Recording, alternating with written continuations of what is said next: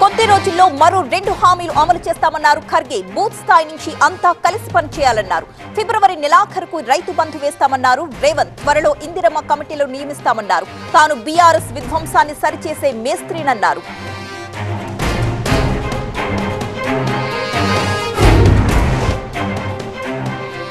కుటుంబంలో చీలిక జగన్ స్వయం కృతాపరాధమన్నారు షర్మిల. వైసీపీ కోసం ఎంతో కష్టపడ్డారని చెప్పారు ఆమె చంద్రబాబు ఇచ్చిన స్క్రిప్ట్ చదువుతున్నారని అన్నారు సజ్జల.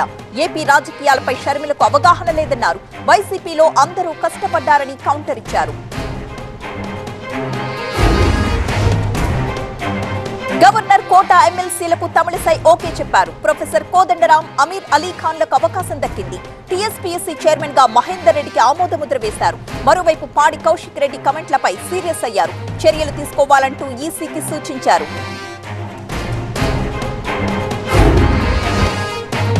తెలంగాణలో ఉమ్మడి ప్రవేశ పరీక్షల తేదీలు ఖరారయ్యాయి. మే 6న ఈసెట్, మే 9 నుంచి ఎంసెట్ పరీక్షలు జరుగుతాయి. తెలంగాణ ఎంసెట్ ని ఎప్సెట్ గా మార్చారు. మే 23న ఎడ్సెట్, జూన్ 3న లాసెట్ నిర్వహిస్తారు. జూన్ 4, 5 తేదీల్లో ఐసెట్, 6 నుంచి పీజీ ఈసెట్ పరీక్షలుంటాయి.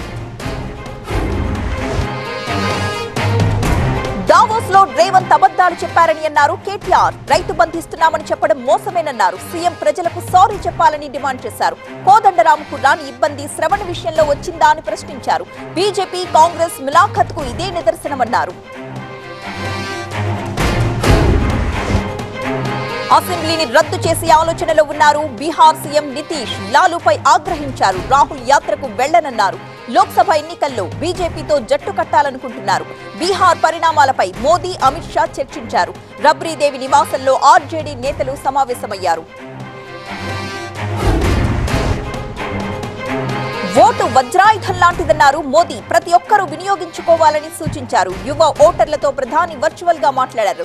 ఈ కార్యక్రమంలో బీజేపీ అధ్యక్షుడు కూడా పాల్గొన్నారు. వచ్చే ఎన్నికల కోసం రూపొందించిన సాంగ్ ని రిలీజ్ చేశారు.